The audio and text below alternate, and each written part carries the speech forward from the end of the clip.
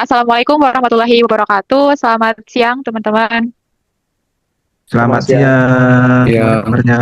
Ya, Baik, oke, teman-teman. Hari ini kita mau lanjut diskusi lagi terkait dengan mata pelatihan kita, yaitu agenda 2 nilai kolaboratif, di mana kita kemarin udah diskusi ya mau ngambil kegiatan pendaftaran tanah sistematis lengkap atau PTSL. Mungkin bisa dilanjut terkait dengan ketahapan kegiatannya, apa aja? Mbak Jihan mungkin? ya, ya. Iya, makasih Mbak Ken.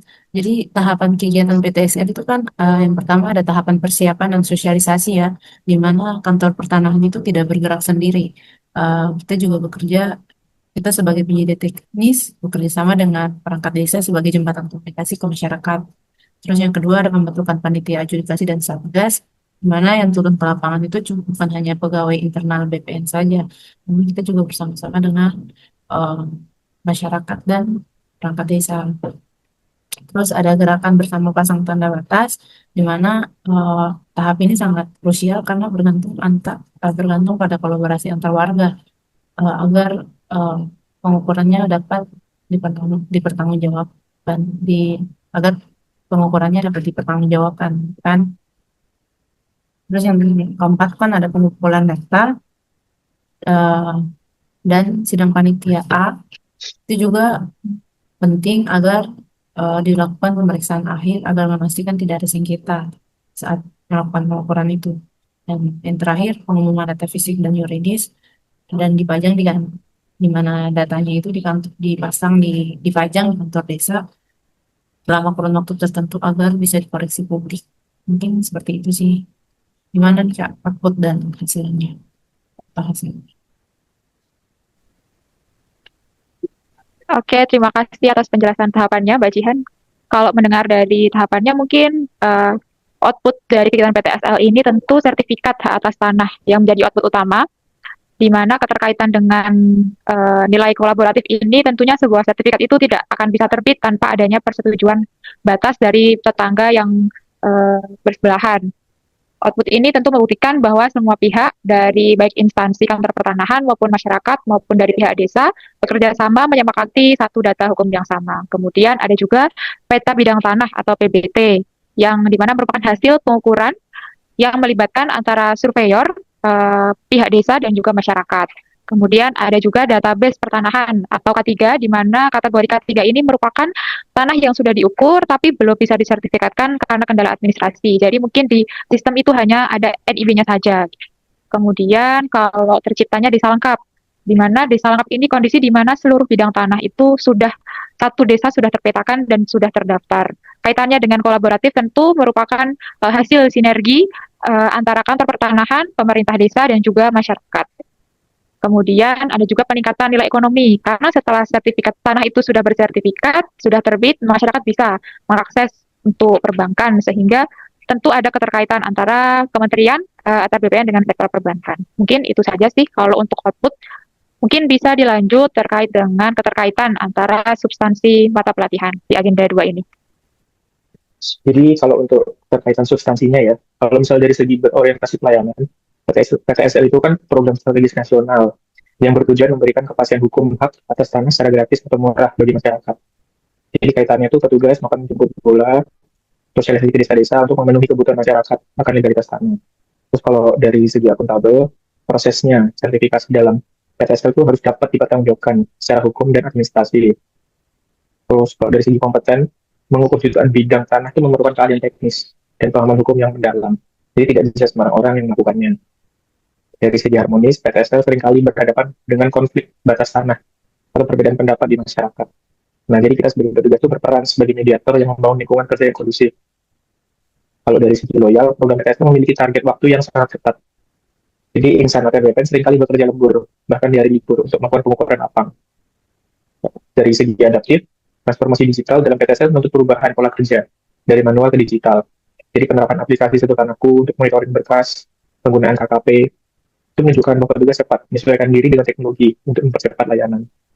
Dan yang terakhir, kalau misalnya dari segi kolaboratif, PTSL mustahil dilakukan oleh BPN sendiri, karena volume pekerjaannya masif. Jadi membangun kerjasama yang sinergis dengan pemerintah desa, babinsa, serta pihak swasta welfare berlisensi misalnya, untuk mencapai tujuan desa lengkap. Jadi kalau untuk keterkaitan dengan substansi, bisa dibilang itu. Mungkin bisa dilanjut lagi untuk kontribusi terhadap visi misi organisasi. Baik, menurutku kontribusinya terhadap visi dan misi organisasi yang pertama ada pencapaian target ya. Pendaftaran seluruh bidang tanah Renstra ATR BPM menargetkan seluruh bidang tanah di Indonesia terdaftar dan terpetakan. Kemudian yang kedua ada transformasi digital. Salah satu sasaran strategis dalam Renstra adalah mewujudkan kantor pertanahan berbasis digital. Yang ketiga, ada peningkatan investasi dan ekonomi nasional. Dalam Renstra, ATR BPN berperan mendukung kemudahan berusaha. Kemudian yang terakhir ada perwujudan desa lengkap dan kota lengkap. Renstra menekankan pentingnya akurasi data spasial berbasis wilayah administratif. Baik, itu aja sih menurutku. Kemudian mengenai penguatan nilai organisasi, ada Ya, mungkin saya akan memberikan pendapat tentang nilai penguatan organisasi. Yang pertama itu melayani.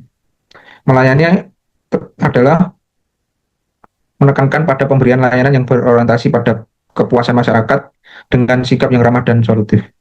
Dalam kegiatan ini sangat-sangat diperlukan karena petugas tidak hanya menunggu di kantor, tetapi harus turun ke desa-desa atau jemput bola untuk menjelaskan manfaat PTSL. Ini termasuk kode perilaku melayani yang bersikap sopan, cermat, dan peduli terhadap lingkungan pelayanan. Dan yang kedua itu nilai profesional. Nilai profesional berkaitan dengan keahlian standar yang tinggi dalam menjalankan tugas. Dalam melakukan PTSL ini, petugas ukur menggunakan teknologi terkini, drone, untuk menjamin akurasi data spasial. Hal ini menunjukkan pada kode perilaku profesional yaitu kerja cerdas, tuntas, dan mengembangkan diri dengan menggunakan alat-alat yang paling terbaru. Dan yang ketiga itu terpercaya. Nilai ini berfokus pada integritas, kejujuran, dan menjaga harkat serta martabat instansi. Dalam PTS ini, sesuai dengan tarif resmi dia menggunakannya.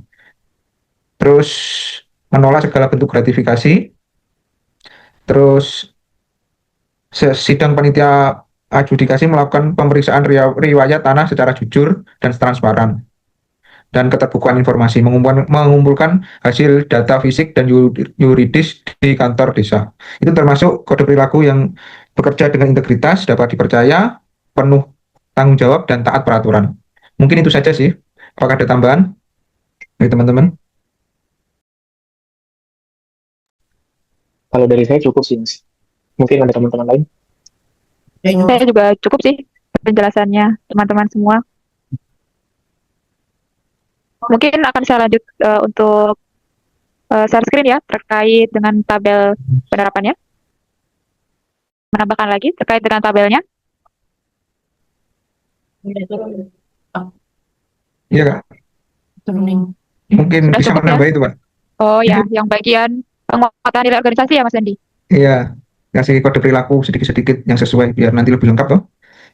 Oke Mas Andi, siap Tekan sarannya. sampai bawah, Kak. Nanti kita perbaiki.